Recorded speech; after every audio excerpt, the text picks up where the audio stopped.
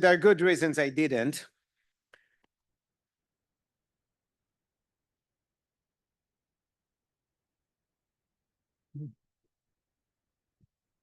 Ready to start? You know, I like to start if I invite you for 6:30 and you're here at 6:30, I should start at 6:30. Good evening. I'm really happy that you came back. I was afraid that no, last week my attempt to cover 1,200 years in 68 minutes, I thought was a little bit too ambitious. But you did come back, either because I went too fast and you want me to repeat and to explain, or maybe I didn't go too fast. But I will take now the first 10 minutes or so for a recap of the last week. And let's start with the image behind me. Remember, I talked about the Merneptah stela, right? And I tried to explain it, but as they say that the picture is worth, I don't know how many words. And I assume that most of you cannot read the text. But if you don't remember, this stela, this stone, was discovered some times ago, and it is dated to 1208 BCE, which means a little bit over 3,200 years ago.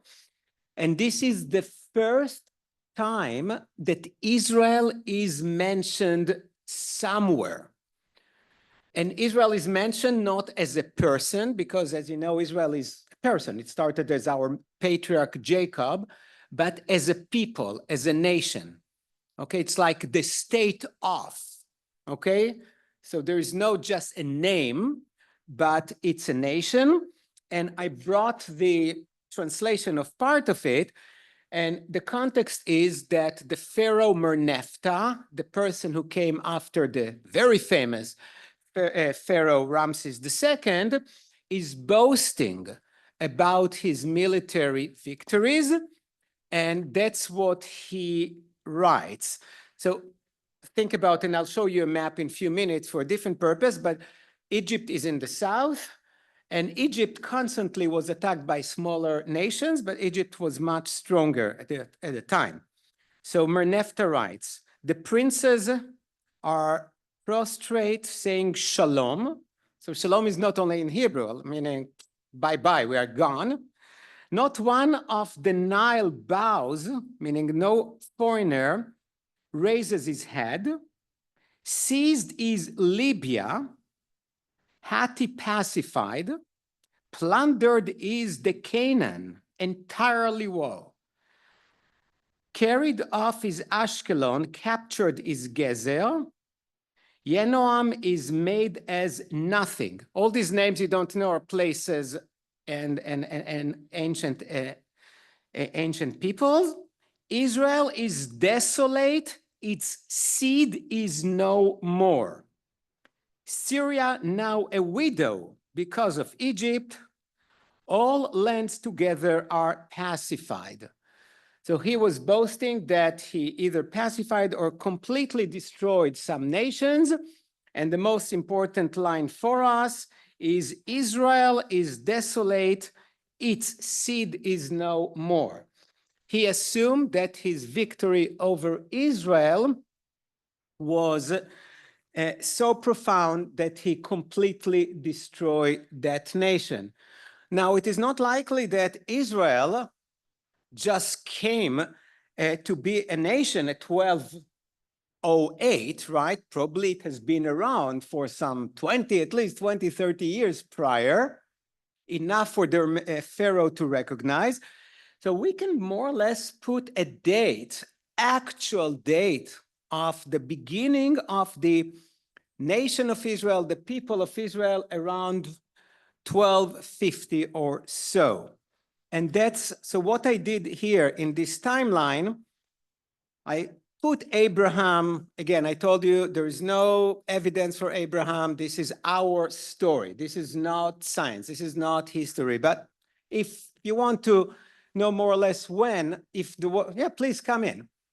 If there was an Abraham, or that's more or less where he lived, The exodus from Egypt is about 1250, and this is more or less the beginning of our people, okay? About 3,200 years ago, that's where our people started. Now, if you go home and Google dates, I warn you, you will find a range of hundreds of years of difference, at least when it comes to the Exodus and to Abraham and other things, because there are many ways to calculate it, mainly because, as I mentioned last time, there is zero evidence that the Exodus ever happened. Okay, so this is still a story. But our people start around 1250, and the most important event really that solidified us as a nation is with King David, who united all the tribes into one nation. His kingdom continued through the time of his son Solomon, but in 930 or so, this big monarchy that David and Solomon created split. Can we get to the next slide, please? And this is the important map that I want you to see. I'll have more maps, some today, some next time. So I was told that when I move my head, people at the home cannot really hear. Okay, so I should have had one of these fancy laser things. You see Kingdom of Israel in blue, and you see Kingdom of Judah in these, I don't know, maroon color, whatever, brownish, whatever, I don't know how to call it. Which one is bigger? Israel. Now, Israel, I mentioned, and I want to reiterate, much more fertile, because most of Judah or Judea or Yehud, there are many ways, depends who said it and how it was pronounced, is mostly desert. Okay, so the people of Israel were in a much better economic position than the people of Judah. I want to show you two other things. You see Jerusalem, north of Judah, and look at the next town north, Beit El. Do you see Beit El? Well, the kingdom split, right? And what was the religious and political center of the kingdom during David and Solomon? Jerusalem, right? See where it is located. After the split of the kingdom, the king of Israel was afraid that people will go to Jerusalem to worship. And once you go too often to another place, you may like it. And you may become loyal now to Judah versus to Israel. Okay? So the king of Israel of the blue, the northern kingdom, didn't want people to go to Jerusalem to worship. So what did he do? He built a temple. And where did he put the temple? Very close to the border. Okay, to tell people, don't even think about going to Jerusalem, you don't need it. We have our temple, much better. They still worshipped the same God, which they called Yahweh. Today we call God Adonai, but Yahweh was probably the pronunciation of God back then. And they put the temple just close to Jerusalem, but in their territories. Okay, so nobody has to go to Jerusalem. They wanted people to remain loyal to Israel and not to Judah. That's what happens when a country is divided. Now, they did something else that I'll just mention. They built another temple in Dan, which is very much in the north of Israel, of this blue land, because they said, why only one temple? And it's too much close to the south. Let's have another one for the people who live in the north. Okay? When you travel in Israel and you go to Dan, which today is a kibbutz, there are still some remnants of the temple there. I'm just going to tell you something, but if it were a Bible class and not a history class, I would have mentioned that what was the symbol, the emblem of the temples of Israel in Bethel and Dan? A golden calf, a golden bull. That's why the Torah very often condemns the whole idea of golden bulls, because that was the symbol of the North. We in the South hate golden bulls, okay, because these are bad people.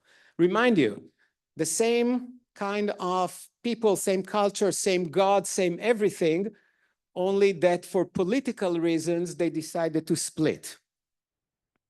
Okay? Is it clear? I think it's one of the most fascinating stories of our people. And this is not the first time it happens, because as we learn our history, we see that we like to fight and to split.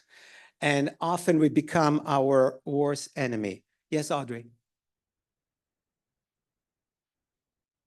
At that time, Audrey was asking who was the king of Israel and who was the king of Judea. You didn't ask that, but it was Rehoboam was the king of Israel, and Jeroboam of Israel and Rehoboam of Judah. Names that would not mean much to most people today. Only when you talk about the split of the nation, they make sense. Okay, and last time I told the story how it happened. Okay, so we have the now we have the split monarchy, and if you can see here at 722, the Assyrians occupied and destroyed Israel, and this is the origin of the lost tribes. So no more Israel, okay? No more northern kingdom.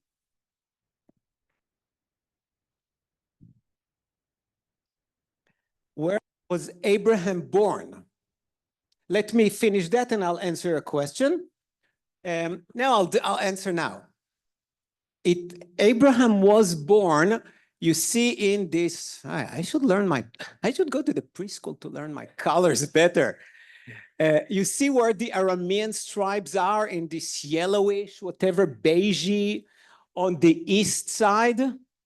This is where Iraq is today, and that's more or less the area.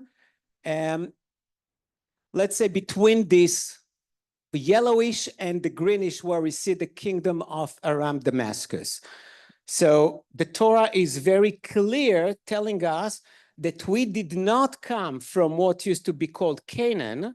We came from a different place. We're from Mesopotamia. We are from Ur. And why we are not from Canaan? Because we hate the Canaanites. So if you didn't hate the Canaanites before, your task today is to learn to start to hate the Canaanites, because we didn't like them at all.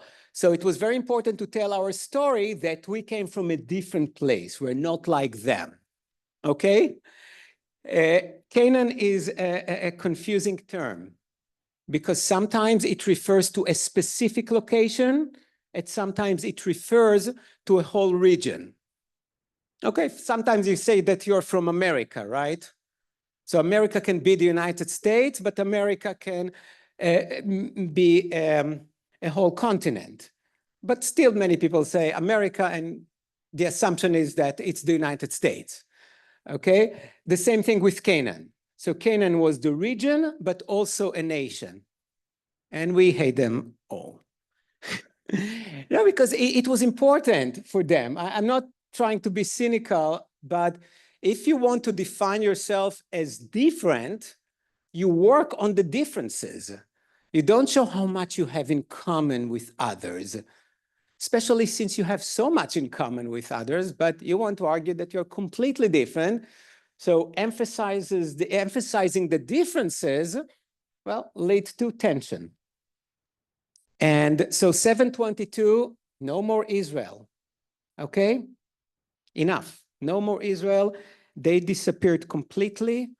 And 586 is the destruction of the Temple of Judah in Jerusalem and the beginning of the Babylonian exile. Exile was a very bad thing, obviously, because think that Somebody comes now to Jupiter and takes 1/3 of the population and just puts them in a completely different place, sometimes a place where they speak a different language and they eat different food. And okay, it's really hard. But many scholars believe that this was the reason that we, the Jews, survived. Because we didn't just stay in one place, we went to exile, and wherever we were, we kept our identity. We learned from the locals. We adopted some of their teaching, ideas, culture, incorporated them into Judaism, which enable Judaism to constantly progress, meaning we learned from anyone who had something good to teach us, and we gave back. But the fact that we didn't stay only in one geographical location, just like all the other nations that you never heard of, okay, and were able to keep our unique identity wherever we went, is what enabled us to survive over 3,200 years. And so 586, the temple in Jerusalem, the temple that King Solomon built, was destroyed. But at 538, King Cyrus, who built his empire, invited the Jews to go back to Judah to build their temple, to reclaim their culture, their customs, their traditions, and he even helped them. Now, Judah under the Persian Empire, as it will be under the Greeks and Romans and others, was not completely independent. It had to pay tribute. It was a vassal state or client state, okay? The closest thing I can think of is United States and Puerto Rico. Okay, Puerto Rico is independent somewhat, but when it comes to military, when it comes to foreign affairs, it's under the United States. Okay, so that's more, it's not a perfect analogy, but it's close enough to understand the status of Judah under the Persians and then the Greeks and then the Romans, okay, for the most part. Now, and we'll see the exceptions today, but for the most part, the rulers just let the Jews do whatever they wanted, to a point. Just follow your rules, your traditions, your God, your practices. But some things we are in control of, especially military and foreign affairs, and you have to pay taxes to us, pay tribute. Literally, that's the idea of paying tribute. Okay? So this is a recap, more or less, of last week. I wanted to clarify it and to be ready to go on a journey into the Greek era. I'll take some questions or clarifications. Or if, you know what, I'll try to do it. I'm dying here of heat. Am I the only one? So in the mornings, I saw penguins here. It was so cold. I mean, it was just unbearable. So all the kids of the preschools, and now when we are here, okay, hopefully it's working. Yes.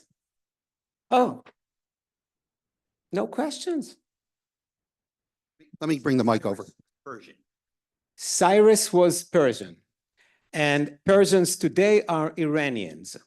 I mentioned it last week. I will mention it today again because it's just funny to see how our biggest friends in the Bible, right, are our arch enemy today. So Cyrus is the celebrated king who restored the Jewish people into their land, helped to build the second temple. And today, Khamenei, the current Persian leader, is probably the one who wants to destroy us more than any other person in the world. Are the Ethiopian Jews one of the lost tribes? This is a big debate. Probably not. Probably, according to scholars, they are not, because Jews kept moving, and those who moved to Africa, you know, in 2,000 years or more than that, 2,500 years, assimilated into the current culture and married into the population. But some Ethiopian Jews want to say that they are the original 10 tribes. Scholars don't necessarily agree with them. There is no proof of anyone who is a descendant of the 10 tribes. 10 tribes disappeared, just like all the other nations that you see here. The Edomites, the Moabites, the Jebusite, etc. They were exiled and just disappeared. So how did they all of a sudden become Jews? They were Jews, but they were exiled after the Babylonian exile and were able to keep their Jewish identity. What is fascinating about the Ethiopian Jews is, and that's something that we'll get to next time, is that they were not influenced by rabbinical Judaism, by the Mishnah and the Talmud. So they preserved a lot of the original customs. And they say, no, we are the real Jews. And even when you look at their color, the original Israelites were much closer in color, their skin color, to the Ethiopians than to many of us here in this room. Because I saw a beautiful genetic test of Jews, and you know, Jews today in Israel have a large segment of European genes in them. Ethiopian Jews don't. They are much more original Canaanites than others. Here we go. Where is Babylon? Iraq. This is not, you see up there, the kingdom of Aram, Damascus, more or less, and because of course the borders are different, more to the east and more to the north. And Babylon is more or less by the rivers of the Tigris and the Euphrates in that area. Iraq today, yes. So, But that was one of the most important places for the Jews. The main compilation of books, the Talmud, is from Babylon. There was one in Israel, but it was not as important as the one in Babylon. Ready for the Hellenistic or the Greek period? Here I decided to change the timeline and to make it more detailed. You don't have to read the whole thing, and I'm not going to talk about everything, but if you want just to have a little bit more information that I included in the first period. So we're now at the year of 332. Almost overnight, Alexander the Great was able to conquer the entire Persian Empire. Okay, so one day it was Persian Empire that controlled most of the world, and in a very short time, this very young, talented man was able to conquer the whole empire, and Judea became part of this empire. The Jews didn't really care much. It didn't bother them. Alexander the Great, just like Cyrus before him, allowed them to do whatever they wanted, mainly to keep their religion, their culture, that custom. Just more than that, many of these rulers were smart enough to change the rules only for Judea. For example, Jews can rest on the Sabbath day, which was not the case in other parts of their empires, but you know, that's important to the Jews, let's do it. Jews don't like to have images, right? Because one of the commandments says don't have images of people. So most of them agree that the coins of Judea will not have the images, the faces of the emperors or of the local rulers.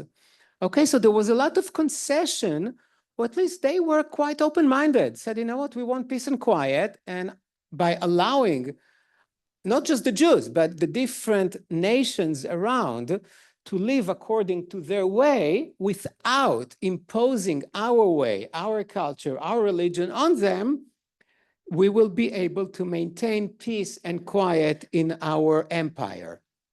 So for the most part, that was their way. But something changed. So first, Alexander died very young, I think at 33 or something like that. And then his empire split between three of his generals. One of them, we don't have it on this map, it's not so important, is the Ptolemaic general in Egypt. The other one is where you see more or less the kingdom of Aram, Damascus, the Syria. That's why when we tell the story of Hanukkah, you never know if they're Syrians or Greeks, because there were both. There were Greeks, but the region where they were was Syria. So if you read about Hanukkah and each time sees a different group of bad people, either the Syrians or the Greeks, they were the same, okay? So one general controlled that. For our purposes, that's enough, and one in Egypt, and Judea was in the middle. Between 319 and 302 BCE, a very short time, hardly 20 years, Jerusalem changed hands 7 times. Can you imagine? 7 times. Because these generals kept fighting, and each time Jerusalem was captured by someone else. And again, for the most part, they didn't care too much because nobody wants to live in a war zone, but they didn't try, no matter who the Greek ruler was, to impose anything on the Jews. But the Greek culture was superior.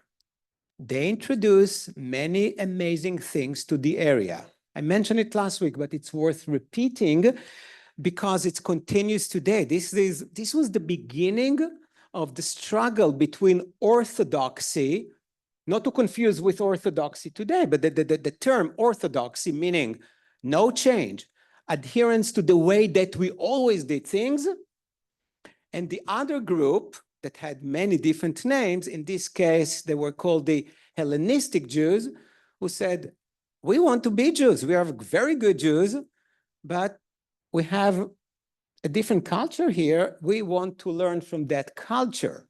So they started to speak Greek, okay, instead of Aramaic, that was the language that most of them spoke after the Babylonian exile. They used Hebrew all the time, but mostly for studying and for praying. But as an everyday language, they used Aramaic. But with the influence of the Greeks, well, Greek is a better language, right? That's the sophisticated language. We're Jews, most of us, and we don't speak Hebrew here today, right? Because we speak English. The truth is that in some universities in Israel, many of the classes today are taught in English because it's easier. And almost all scholars in Israel write their papers in English because they want readers around the world to be exposed to them. They want to publish in international magazines and not just in small Hebrew ones. Okay, so they spoke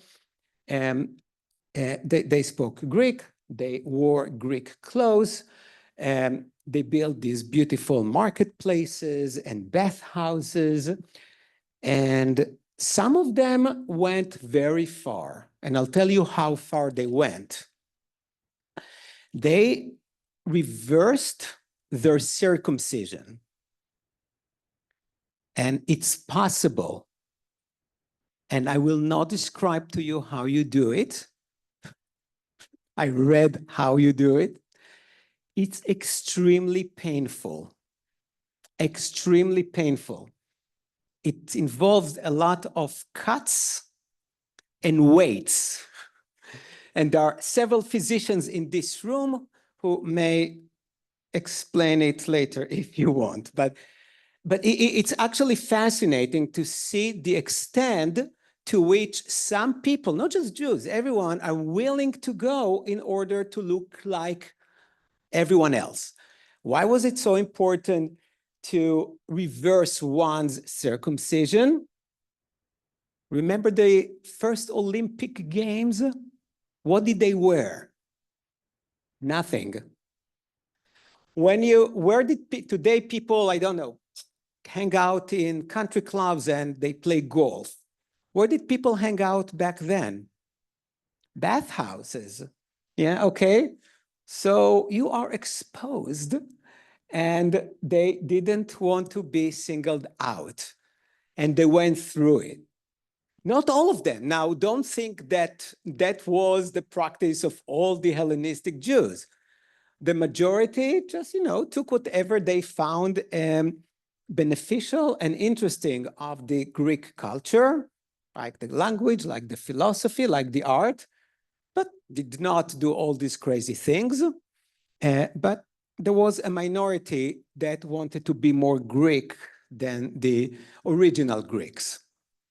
Okay, but that's important to remember. And I decided to elaborate a little bit more only because of the date. We are a month before Hanukkah, and I really want us to understand Hanukkah. So Hanukkah is a lot about that, as you will see.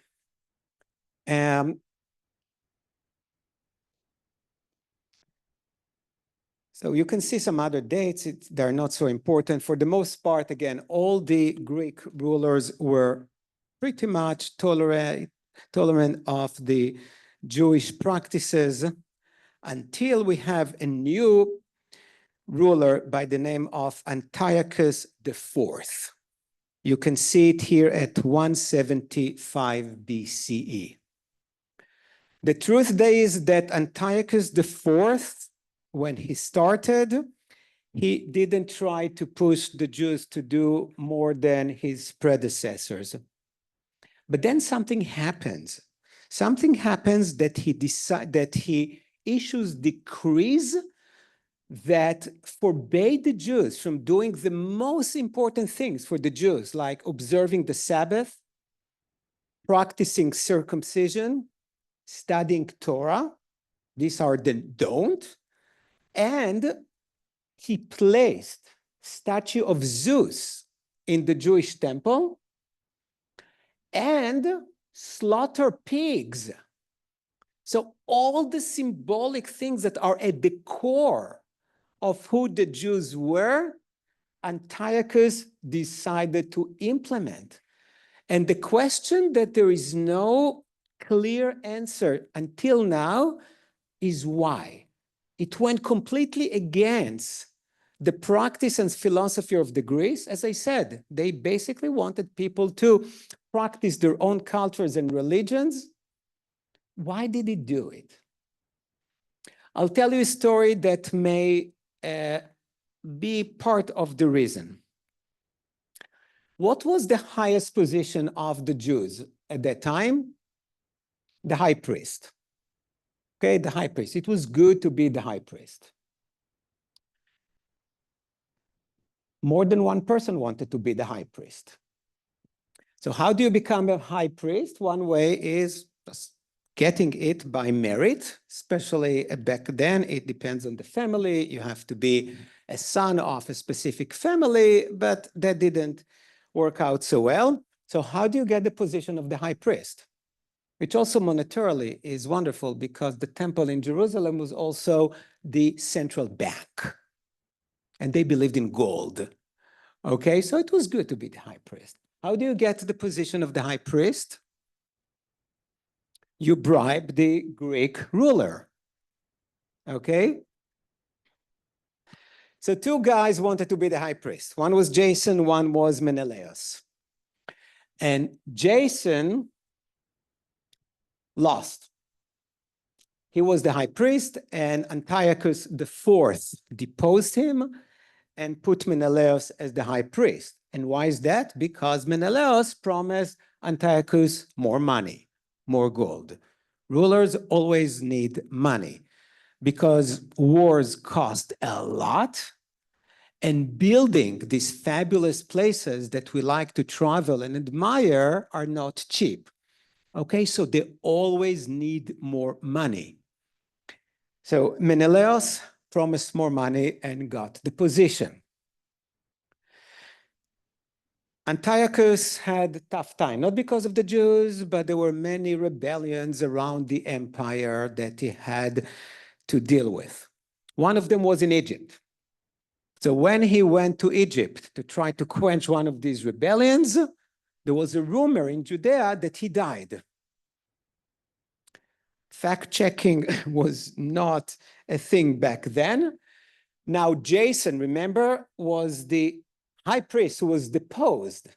When he heard the rumor that Antiochus died, went to the temple with hired people and got rid of Menelaus. And his way of thinking was that now when the ruler is gone, the new government, the new ruler of Greece wouldn't really care who is the high priest. And he said, since Jason is there, let's keep Jason because, it's better for peace and quiet. But Antiochus did not die, and he came back to the area, and he was pissed off because he's the ruler, and how come they deposed his man? And he reinstituted Menelaus and punished the Jews for doing it. And how did he punish them? He said, remember all these privileges that you had before, like not working on Shabbat, like no pigs in the temple, like we're allowed not to have. Every temple, almost every temple had a statue of Zeus, no matter it was, because it was a sign of respect. Only the Jews said that goes against our religion. Look at the Ten Commandments, no statues of Zeus in the temple. And said, all that is gone. All the privileges that you had are null and void. New rules now. You're going to be just like everyone else. Well, like everyone else, the Jews didn't like it. And that was the beginning of the story of Hanukkah.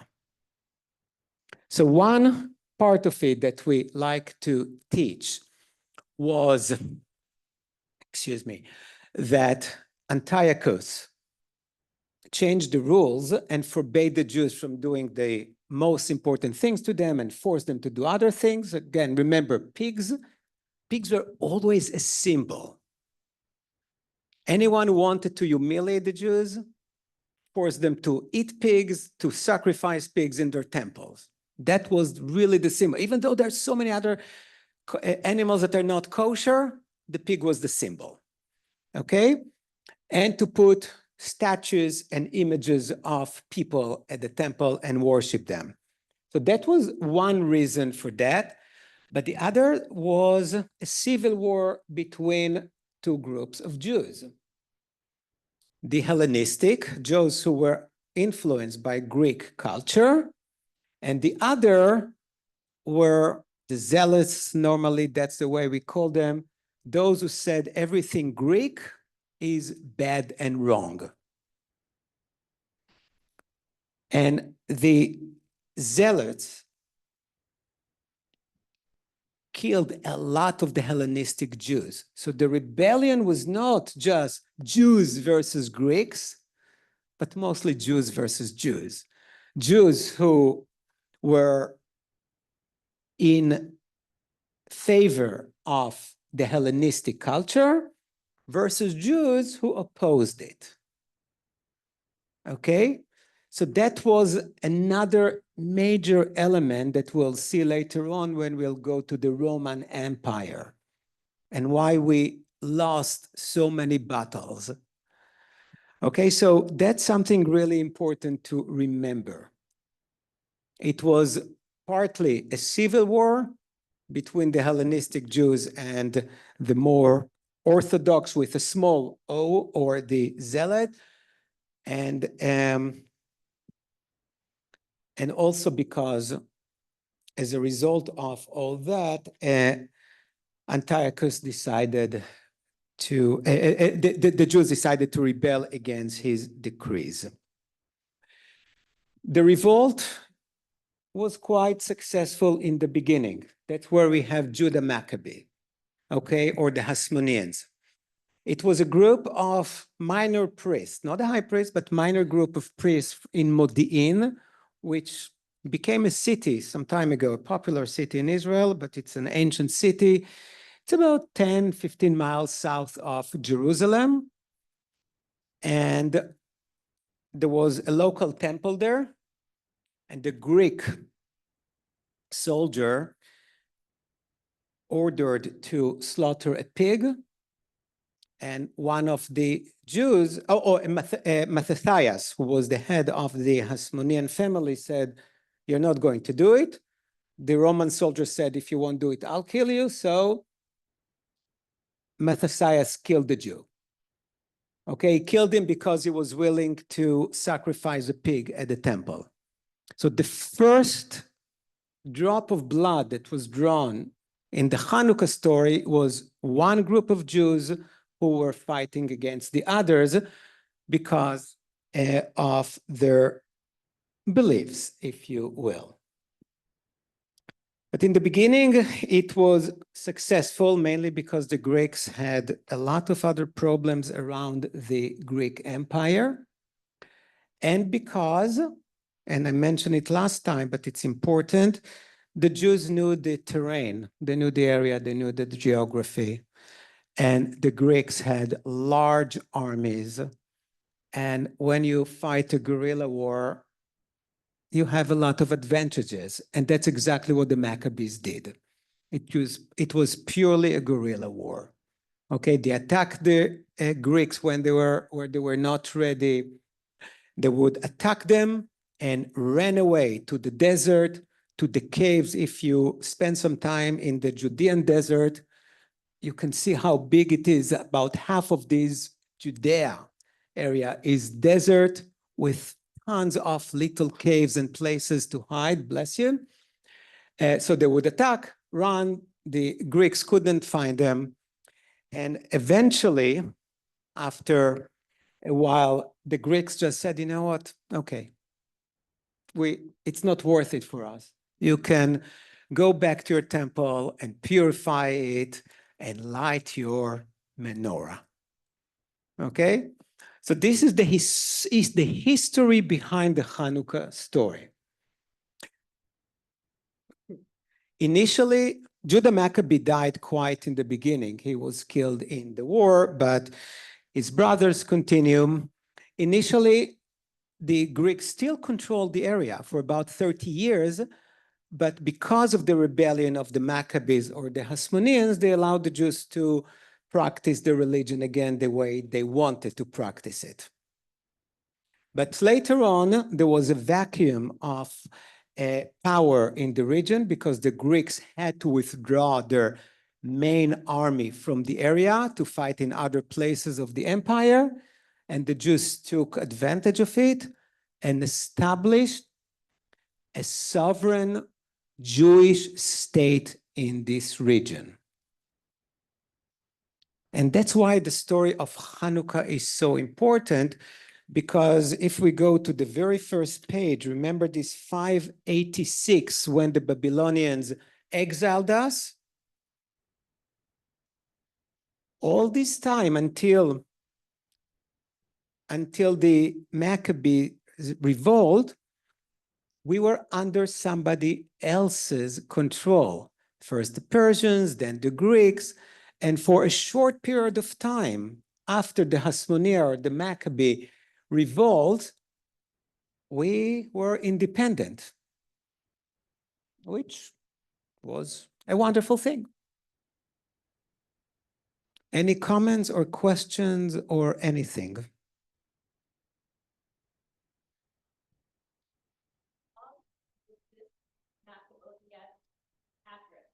What's the time frame for that?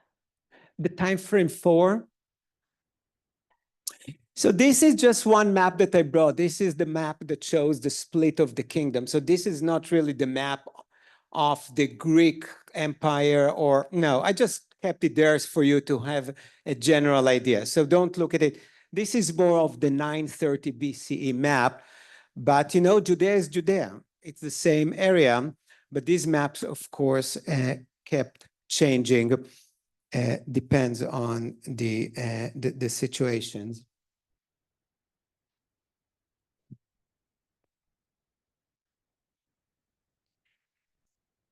So this just popped into my head. I feel like we learned all during religious school, and then again, when we put our children through religious school, that Hanukkah, like it's a great story and we always love to celebrate it. But I feel like I was always told it wasn't that important of a holiday. There's Rosh Hashanah and there's Yom Kippur and there's Passover. And this was always, I was told, like not that big of a deal. Do you think it will become more of a big deal now that we're trying to kind of reestablish that, yes, like we did belong in this land and we were exiled and we got it back and it feels like a big deal? So let me tell you what I believe. I think that Hanukkah is a big deal. It's a huge deal, especially when it falls on Christmas. No, I'm not kidding, and I'm not sarcastic, and I'll explain myself. But Hanukkah is a big deal because it is. You know what used to be a big deal? Shavuot. How many people celebrate Shavuot? Sukkot was more important than Yom Kippur. Yom Kippur was a preparation for Sukkot. That was the most important holiday. How many people have a sukkah outside of their home? How many people celebrate Hanukkah? Okay, so to say about something it's not important, I think it's completely wrong, because the importance of holidays, just like everything else, keeps changing. That's why I gave you a timeline of 4,000 years. Actually, on Friday, I read part of the weekly portion that shows how Abraham hosted his people by slaughtering a kid and mixing it with milk. It's in the Torah, it's not my interpretation, right? Because things change all the time. And we have to acknowledge it. And Hanukkah is very important for two main reasons.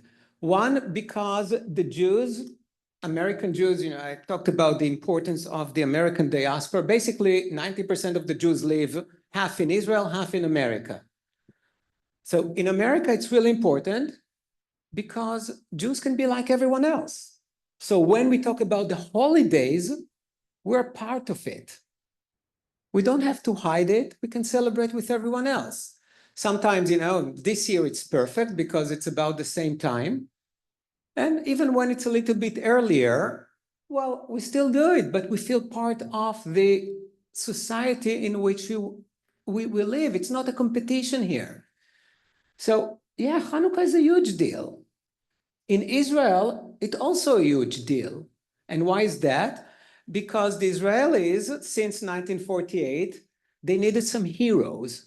Because when you think about Jewish histories, we're not heroes, especially 3 years after the Holocaust, right? We did not win, right? We were the victim of the Holocaust and the victims of the pogrom. So they looked back and said, we need some heroic figures.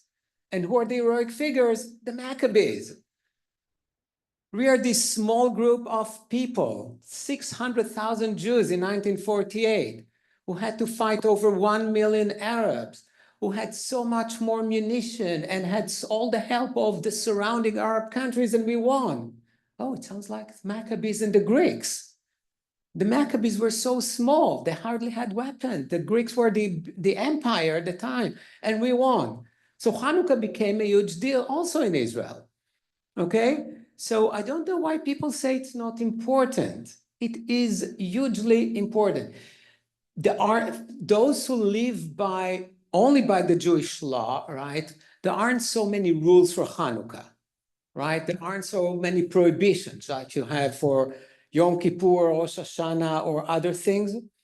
But it's still it is a very important holiday. Today, I don't know if 75 years from now it will be important. Maybe there will be Tu B'Shvat will be important. Actually, Tu B'Shvat, that's, you know, for young kids who go to religious school is really important because it's the Jewish day of environmental awareness, if you will, right? And today kids learn about it, and it's important again. And for thousands of years, nobody cared about Tu B'Shvat. Nobody knew what Tu B'Shvat was. So yes, Hanukkah is important today. And the point that you made, and that's a point that I'm trying to make here, and I said it last time, and I probably should say it every week, it's the connection of the land of Israel or Judea or Yehud, these names, or later on or soon in our timeline will become Palestine or Palestina, was always crucial. And Jews sacrificed their lives. They fought as hard as they could, knowing that they will die, but they would not give up their land. So the land of Israel is not something that started in 1948. Thank you for that comment, and I'm sorry for a little sermon, but I'm really tired of people who say Hanukkah is not important. I mean, it is important.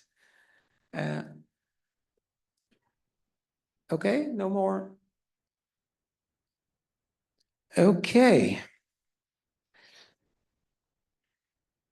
So you can look more if you want into this timeline. So the Hasmonean dynasty, this is we call the times of independence of the Jews in the area of Judea, lasted for a while until Jewish factions started to fight with other Jewish factions. And ultimately, there was a civil war at 76 between different Jewish groups, and they called the new empire, the Romans, to help. And you don't invite the Romans to help. No, it's every book or movie you watched about the mafia is when you invite them to intervene, they don't intervene and go away. They stay, right? And so that's more or less the end of the Greek period. Where do you find most of the stories of the Greek periods? What is the main source of it? This is the book of Maccabees. There are actually two books of Maccabees, Maccabees 1 and Maccabees 2. There's another book of Judith, that does describe a little bit of it. The book of Maccabees the books of Maccabees are part of the Catholic Bible and some other Christian Bibles, but they're not part of the Jewish Bible. Why is that? Because probably when the rabbis in the 2nd century who decided which books will make it into the Bible or which books will be canonized, become part of the canon, part of the sacred collection of books, decided that the books of Maccabees are not good. And why is that? Because they didn't want to talk too much about these civil wars among Jews. It's not a nice story, right? You know what makes a much nicer story? A little miracle. When you find a little jug of oil that is supposed to last for 1 day and it lasts for 8 days. That's a much nicer story than the story of Jews killing Jews, because these Jews spoke Greek and wore Greek tunics or whatever they wore, and the other Jews thought that that was wrong and they were willing to kill each other for that. That's not a nice story. So let's go back to the dreidel and the little cute story of the oil. Okay, so talking about, now, I mentioned it because of your question of what is important. Okay, no, it's a great thing because when we study history, we know the real story. But the rabbis wanted us not to know the real history, and the books of Maccabees are not part of it, even though they were written by Jews about the Jews in Greek, because that was the language that Jews wrote. Okay? Jews used Hebrew, or Yehudit, as it was called sometimes in the Bible. After the Babylonian exile, they switched to Aramaic. That's why the Talmuds are written in Aramaic. And with the Greek occupation of the area, many of them started to speak Greek. So we have Greek and we have Aramaic as the main spoken languages, but Hebrew was always there. The Mishnah is written in Hebrew. Mishnah is 200 CE, way after the Greeks left, okay? We always used Hebrew, which is another, I don't know if there's any historical parallel for a language that never died. Even though most people didn't use, nobody used it for everyday business, but they knew it, they used it, they use it for praying, they use it for learning, for studying. And then in the beginning of the 20th century, they were able to revive it and to use it for everything else, which is really mind-boggling. I took Hebrew for granted because that's the language that I knew. But when you think about it this way, so that's another connection. It's not just a connection of the Jewish people to the land, but also to the language that was spoken in the land. And no matter what language you speak, still Hebrew is part of your Jewish identity because it was part of the identity of the land where you came from. Okay, yes, Deborah.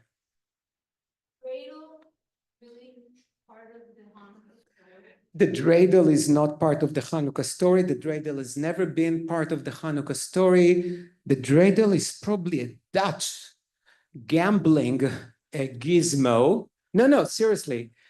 I forgot the name of the toy, and you can find it. It's I saw one. I forgot the name that people just used, and it had 4 sides and depends on the side. And then the Jews used it for fun. Kids, it started as a kid's toy, and then it started to be associated with Hanukkah.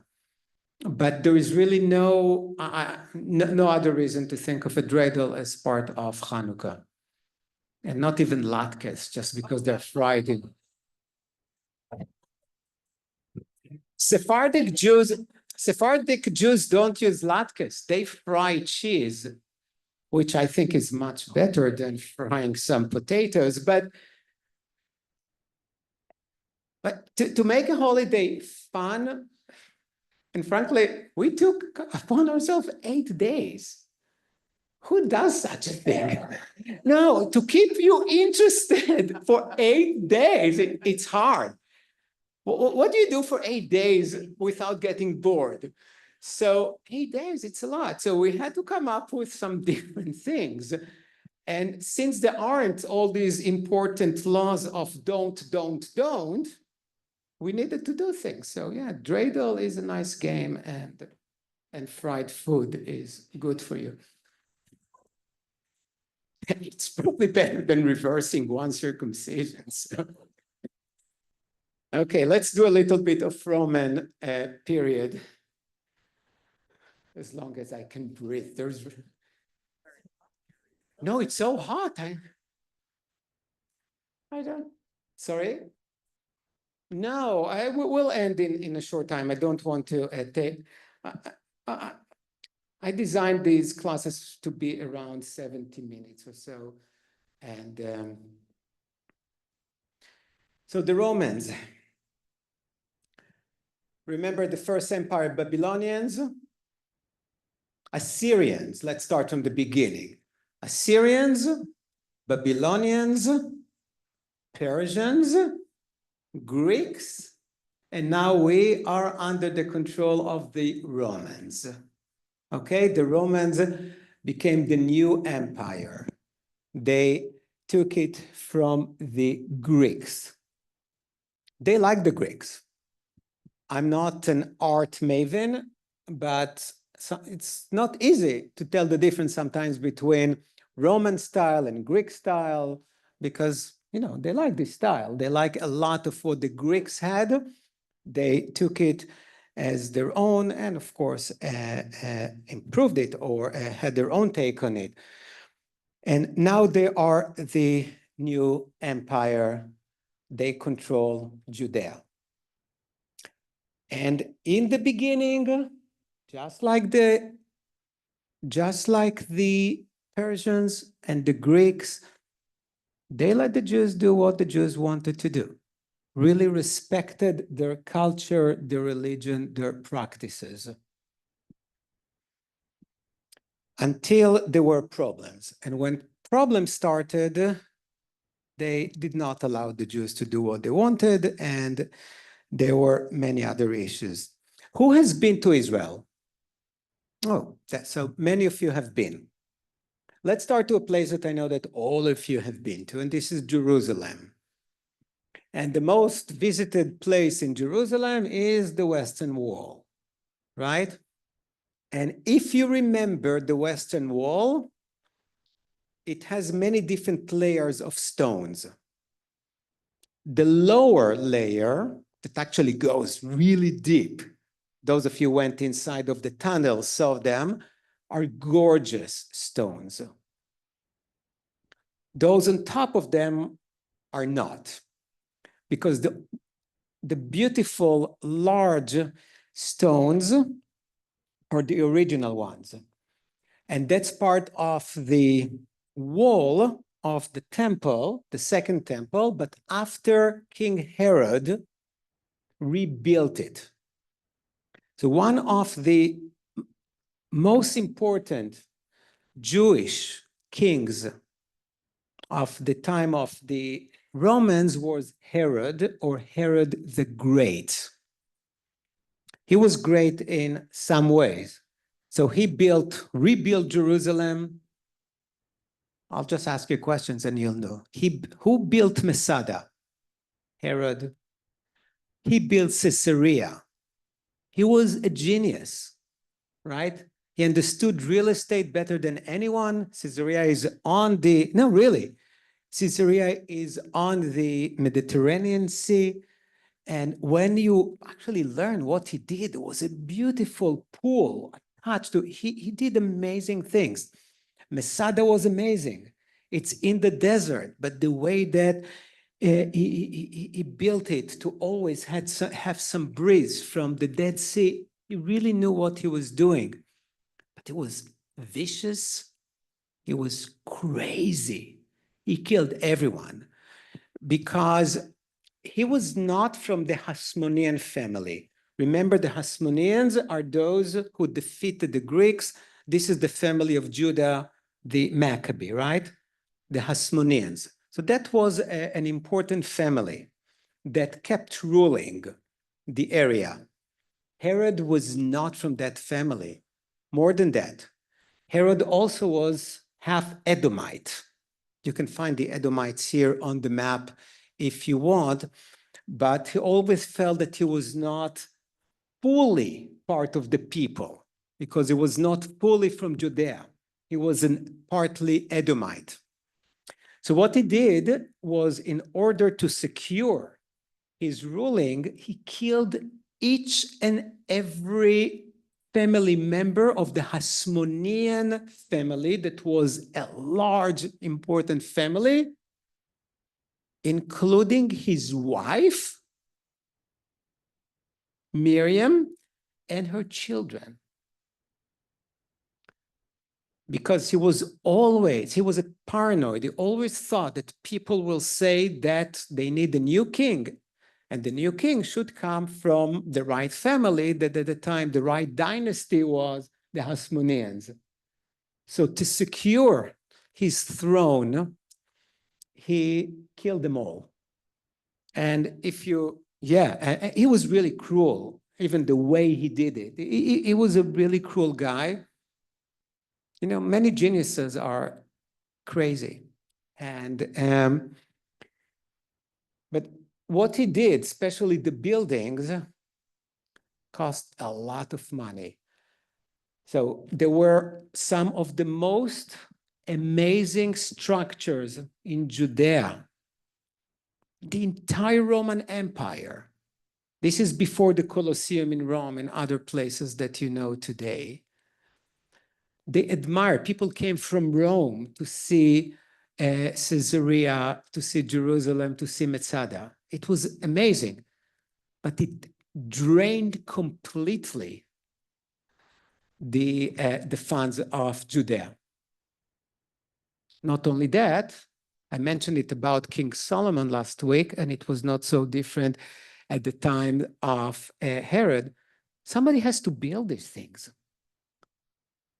It takes a lot of work, a lot of labor, a lot of people who have to stop what they're doing and build your monumental structures. And they were not well paid. They were forced to do that. And these were very dangerous jobs. It's still a mystery how these stones that weighs hundreds of tons were moved from place to place. So just imagine how many people got killed. Even today, construction is one of the most dangerous jobs with all the safety rules we have and modern technology and everything.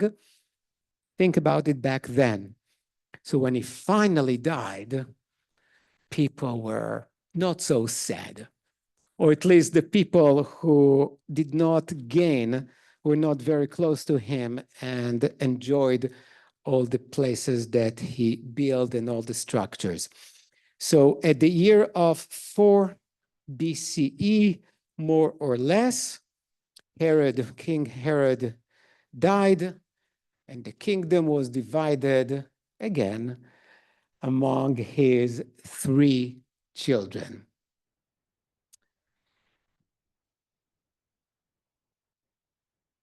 Yeah, I think we can stop here. Yeah, because the Roman story continues, and there is a lot of bloodshed, but I think we spilled a lot of blood. Please raise your hands if you are not planning to be here next Tuesday because of Thanksgiving. I would suggest to not have a class next Tuesday. Okay, so we'll continue another week or whatever. Probably should have thought about it before, but yeah. Today holidays begin months before the holiday, right? I saw at Costco, I think the Christmas decoration started in August or something like that. And Thanksgiving certainly starts before Tuesday.